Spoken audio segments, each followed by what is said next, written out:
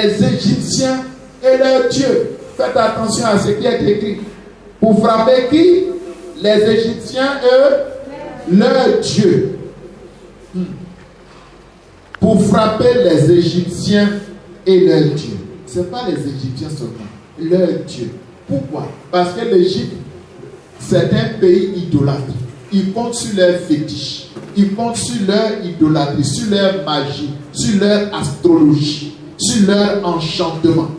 Souvenez-vous, quand Moïse est parti, qu'il a jeté sa verge et qu'elle est devenue serpent, les magiciens égyptiens ont jeté aussi leur verge.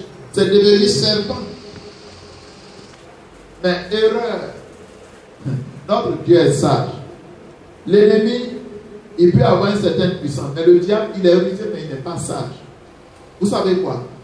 Le bâton, là, c'est le, comment on va dire ça? C'est le symbole de la puissance. La verge que Moïse avait, c'était Dieu dit, avec cette verge, tu feras des prodiges. C'est cette verge-là qu'il a étendue sur la mer Rouge, et puis la mer Rouge s'est pendue en deux. Alléluia. C'est une carte qui n'est pas une carte ordinaire. Jusqu'à ce que Dieu parle à Moïse, c'était le bâton qu'il utilisait derrière les troupeaux pour mettre les troupeaux de Jéthro. Mais quand Dieu lui a parlé, ce qui était ordinaire, banal, a reçu une onction spéciale. Les Égyptiens aussi, les magiciens, ils ont leur baguette magique, ils ont leur bâton. Quand Moïse a lancé pour lui, et plus exactement, Aaron a lancé pour lui, c'est devenu serpent. Ils ont dit, oh, Moïse, oh, ça c'est jeu d'enfant ça. Si c'est pour faire venir serpent là, nous-mêmes déjà on est dedans. Ils ont jeté pour eux aussi. C'est devenu serpent.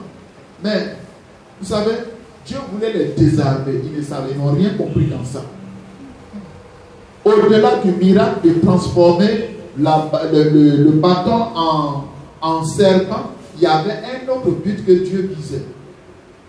Vous allez commencer.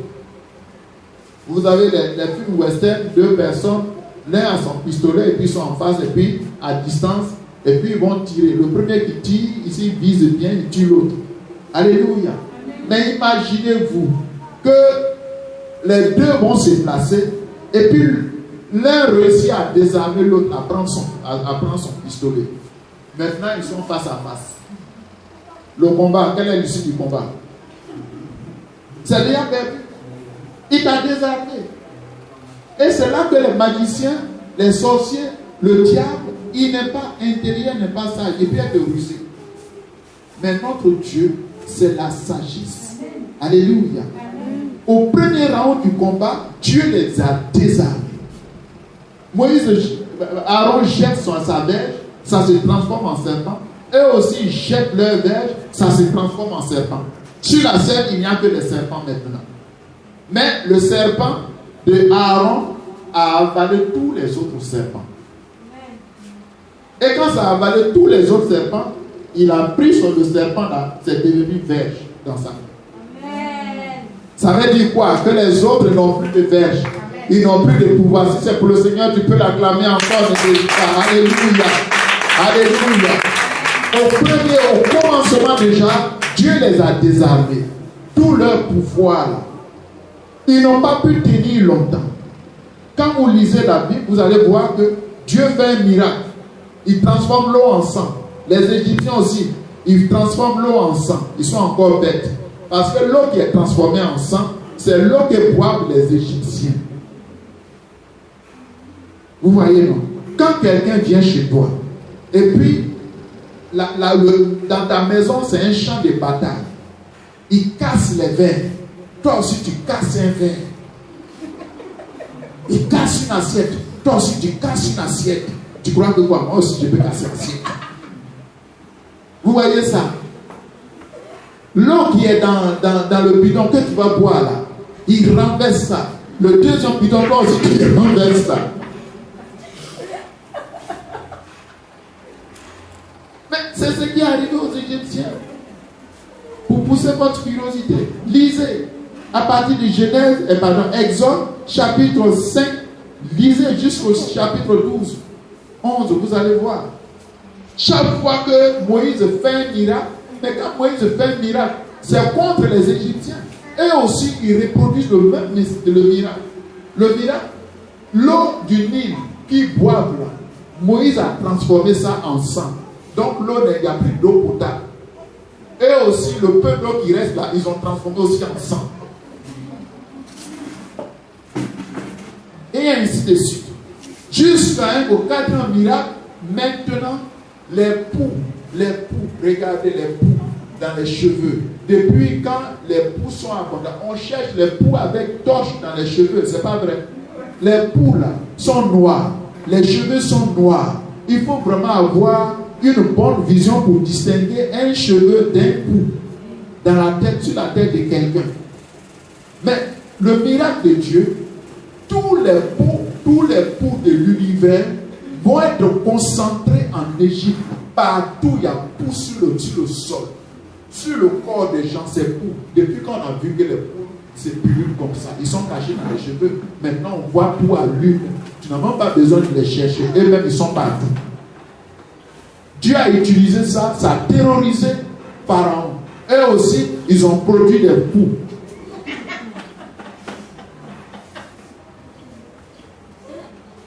Et au miracle, quand Dieu a frappé, dit Moïse, jette la poussière en l'air.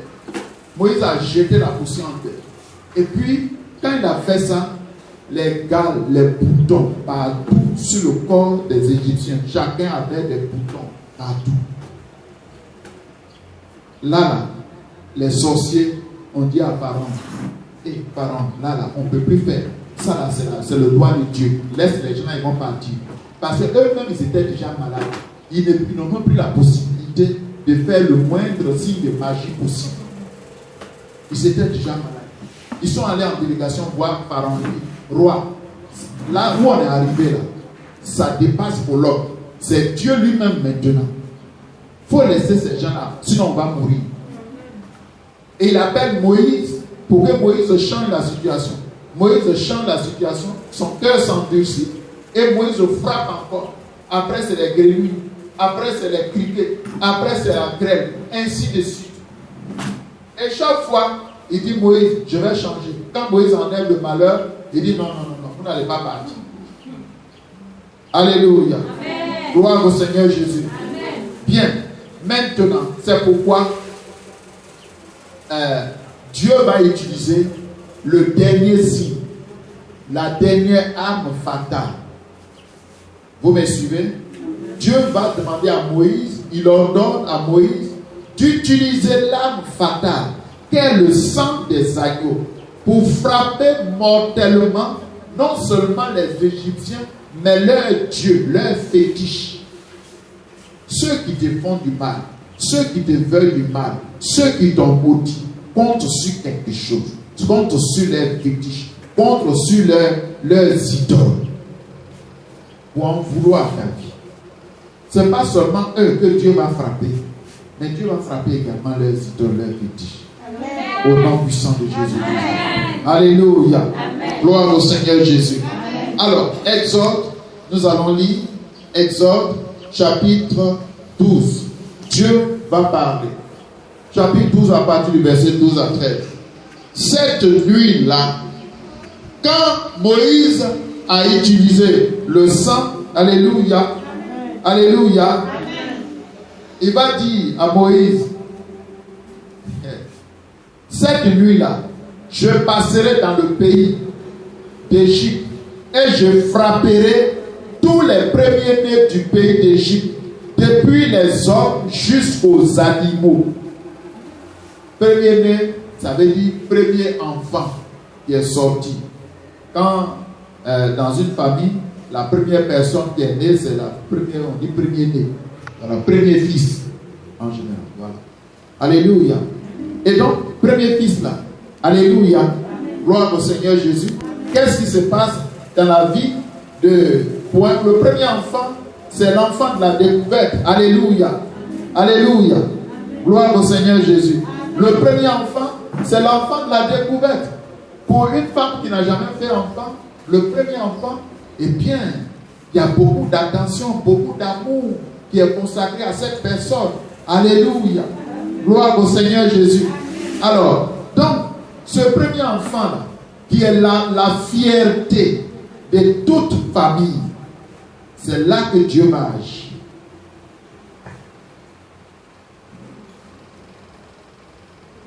Alléluia.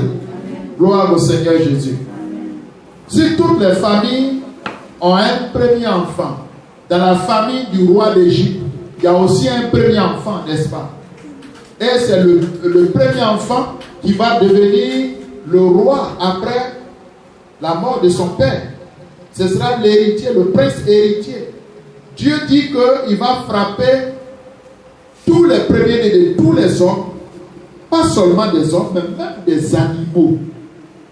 C'est-à-dire le chaton, le premier chat qui est né là, de cette femelle, il va mourir. Le premier chiot va mourir. Le premier poussin va mourir. Le premier agouti va mourir. Le premier cheval va mourir également. Ainsi de suite. Vous comprenez où le châtiment de Dieu va aller. Et Dieu dit, j'exercerai des jugements contre tous les dieux d'Égypte. Dieu va frapper les fétiches, Dieu va frapper les idoles, Dieu va frapper l'occultisme, Dieu va frapper toute cette malédiction générationnelle qui a été prononcée jusque-là. Parce que sur les choses sur lesquelles les gens s'appuient, quelqu'un peut déclarer, moi là, oh, toi tu ne vas jamais devenir quelqu'un. Jusqu'à ce que tu enlèves le rotule de mon genou, tu ne deviendras jamais quelqu'un. Pour que tu deviennes quelqu'un, il faut que tu meurs. Réjouis-toi. Si cette personne t'est proche, hélas, condoléances. Parce que, en fait, elle-même, elle a déclaré son propre arrêt de mort. C'est des paroles dangereuses. On ne s'amuse pas avec le Dieu d'Israël. Alléluia. Amen. Gloire au Seigneur Jésus. Amen. Eh bien, toi, tu dois avancer. Mais si elle me dit que pour que tu passes là, ce sera sur son cadavre, mais tant pis pour elle. Ce n'est pas toi qui as désiré sa mort. Il y a un frère qui venait de se donner à Christ. Et il était dans une famille idolâtre. Et les gens, ils étaient tellement idolâtres et méchants, ils sont allés prendre l'un de leurs sorciers féticheurs pour prononcer des incantations sur le frère et pour qu'il meure. Donc il a pris ces trucs-là, il a commencé à faire c'est. Il passe comme ça autour. Il n'a pas terminé la ronde. Quand lui-même est tombé, il est mort. Alléluia. Il y a des niveaux de combat où Dieu lui-même, il dit, j'ai entendu, je reste au ciel. Non, il dit, je suis descendu. Si Dieu descend dans ton combat, mais la bataille est terminée. Alléluia. Amen. Gloire au Seigneur Jésus. Amen. Alors, donc, pendant la veillée que nous allons faire, je vous informe en même temps, pendant la veillée que nous allons faire, nous allons utiliser le sang de Jésus pour exercer le jugement de Dieu contre tous les fétiches et toutes les malédictions ancestraux qui militent contre ta vie. Chacun connaît ses origines. Y a-t-il une situation quelconque qui fait que toi tu ne peux pas t'en sortir? Alléluia. Et nous allons traiter cela. Tout ce qui milite plutôt contre ta vie et s'oppose à ton Éden, c'est-à-dire à ton retour en Éden. Alléluia. Amen. Nous allons utiliser, les dispositions vont être prises de façon pratique. Vous allez avoir le sang de Jésus, on prendra la Sainte Seine. Chacun va la prendre chez lui à la maison. Mais je vous donnerai les consignes pour que cela soit. Alléluia. Amen. Gloire au Seigneur Jésus. Amen. Le jugement de Dieu arriva. Et voici comment. C'est arrivé contre les Égyptiens. C'est ce qui s'est passé contre les Égyptiens quand Dieu les a frappés. C'est la même chose qui arrivera également dans ton cas au nom de Jésus-Christ. Pendant cette veillée, l'oppresseur mourra pour que toi tu avances. Alléluia. Exode chapitre 12. Exode chapitre 12. Et nous pouvons lire dans Exode chapitre 12, au milieu de la nuit. Dis, au milieu de la nuit. Au milieu de la nuit. L'Éternel frappa. L'Éternel frappa. Tous les premiers-nés d'Égypte. Tous les premiers-nés d'Égypte. Depuis le premier-né de Pharaon. Depuis le premier-né de Pharaon. Assis sur le trône. Assis sur le trône. Jusqu'au premier-né du captif. Jusqu'au premier-né du captif. Dans sa prison. Dans sa prison. Tu vois déjà. Alléluia. Et jusqu'à tous les premiers-nés des animaux. Et jusqu'à tous les premiers-nés des animaux. Voilà, cette nuit-là, Dieu a exécuté cela. Au milieu de la nuit, quelque chose va se passer. Amen. Alléluia. Amen. Alors, la suite c'est quoi? Pharaon s'est levé la nuit. Pharaon s'est levé la nuit. Il ne pouvait pas rester comment on appelle, dans sa maison. Pharaon se leva la nuit, lui et tous ses serviteurs, et tous les Égyptiens. Il eut des grands cris, de grands cris. Dans chaque maison, il y avait quelqu'un qui a perdu un fils. Dans chaque maison, c'était des cris de douleur. Dans chaque maison, il y avait quelqu'un qui a perdu un fils et c'était des cris de douleur partout. Des grands cris en Égypte, car il n'y avait point de maison où il n'y a pas de mort. C'était un deuil national. Alléluia. Amen. Dans la nuit même, Pharaon appela Moïse et Aaron. Et il leur dit, levez-vous, sortez du milieu de nous, sortez du milieu de mon peuple, vous et les enfants d'Israël. Allez, servez l'Éternel comme vous l'avez dit. Prenez vos brebis et vos bœufs, comme vous l'avez dit. Allez, bénissez-moi. Les Égyptiens pressaient le peuple et avaient hâte de le renvoyer du pays. Car ils disaient, nous périrons tous. Alléluia. Cette nuit-là, voilà, le cri de douleur de l'oppresseur va le pousser à relâcher prise sur ta vie. Le cri de douleur de l'oppresseur, il va sentir ce que c'est la douleur. Et vous savez, les gens qui tuent les autres là, de toute façon, ils n'aiment pas la douleur. De toute façon, ils n'aiment pas la douleur. Quand vous regardez les films mafieux, ils peuvent tuer de sang-froid d'autres personnes. Mais quand il s'agit de l'un des leurs, on a tué l'un des leurs là, ça va leur faire quoi? Et ils vont faire quoi? Ils vont pleurer. Ça va leur faire mal même. Alléluia. Alléluia. Alors donc c'est ce qui se passa en Égypte parmi les Égyptiens. C'était des cris de douleur partout. Et ils n'avaient d'autre choix que de dire à Moïse et à Aaron de prendre leurs bagages et puis de partir. Bien aimé, remarque une chose. Dans la nuit même, tout pharaon qui t'opprime jusque-là d'une manière ou d'une autre n'aura d'autre choix que de te délaisser aller au nom puissant de Jésus-Christ. Alléluia. Amen. Tu retourneras en Éden au nom puissant de Jésus. Amen. Tu ne vas pas du jour au lendemain, c'est la nuit même. Les témoignages vont se faire enregistrer la nuit même. Amen. Le retour en Éden, ce n'est pas quelque chose qui a été fait en plein jour. C'est la nuit. Le mandat du retour en Éden s'est exécuté au milieu de la nuit. C'est au milieu de la nuit, dans les ténèbres. Alors, allume cette nuit-là ta lampe très forte et qu'elle brille puissamment pour que l'éclat de la lumière de ta lampe chasse toutes les ténèbres qui s'opposent à ton retour en Éden, toutes les ténèbres qui s'acharnent contre toi au nom de Jésus. Amen. Quand je dis d'allumer très fort ta lampe, il faut être conscient. Lampe, c'est laisse aller mon peuple. Donc il faudra prier. Il ne faut pas dormir. Parce que c'est chez toi. Ne dis pas que je suis en même temps chez moi. Je peux dormir en même temps. Les autres prient. Non. Je vous donne un secret. Dieu ne bénit pas le groupe. Dieu ne bénit pas un groupe. Dieu bénit qui? Des individus. Il te sera fait selon ta foi.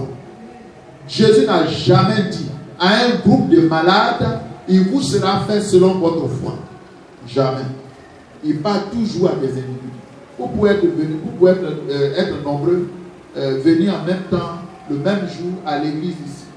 Mais chacun recevra de Dieu en fonction de son engagement, de sa foi avec lui. Ne dis pas, mais pourquoi Dieu il a fait ça pour mon frère, pour ma soeur, et puis moi, il n'a pas encore fait. Il faut contrôler ton niveau d'engagement, ton niveau de foi avec lui. De toute façon, il n'y a pas de combine en Dieu. Alléluia. Amen. Gloire au Seigneur Jésus. Amen. Alors, Exode chapitre 13, verset 28. Il est écrit quoi? L'Éternel allait devant eux le jour dans une colonne de nuée pour les guider dans leur chemin, et la nuit dans une colonne de feu pour les éclairer, afin qu'ils marchent jour et nuit. Le retour en Éden s'est fait au milieu de la nuit. Le retour en Éden.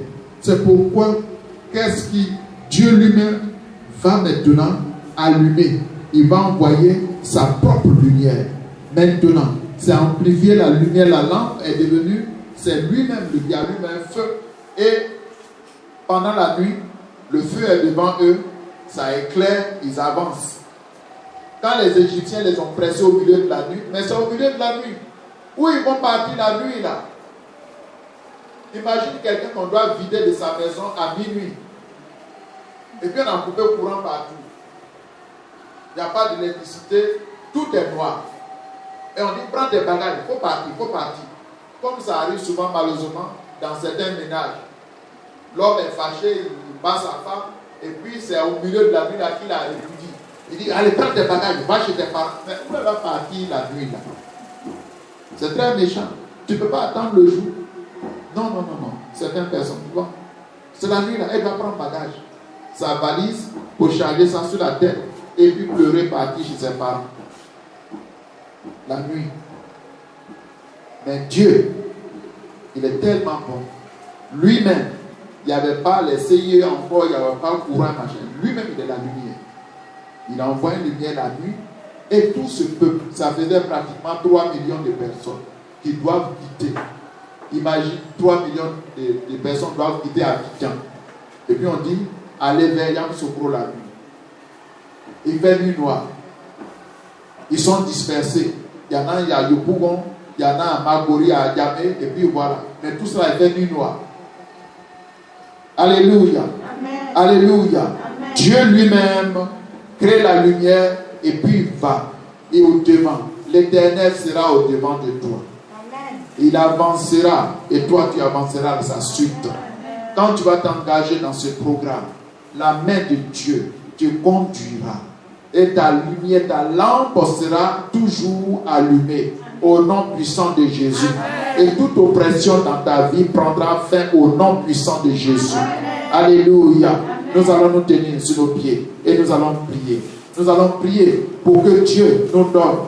Oh, quand Moïse est allé donner les instructions au peuple, le peuple était déjà fatigué, comme toi peut-être ce matin. Le pharaon a multiplié, amplifié sa méchanceté. Moïse est venu, il dit, tuez l'agneau et puis répandez son sang sur les portes et vous allez voir la délivrance. Nous allons prier et tu vas demander au Saint-Esprit, ô Saint-Esprit, ô Saint-Esprit, crée en moi de bonnes dispositions pour que j'allume ma lampe cette nuit-là. Ô Saint-Esprit, donne-moi de participer à cette veillée de prière.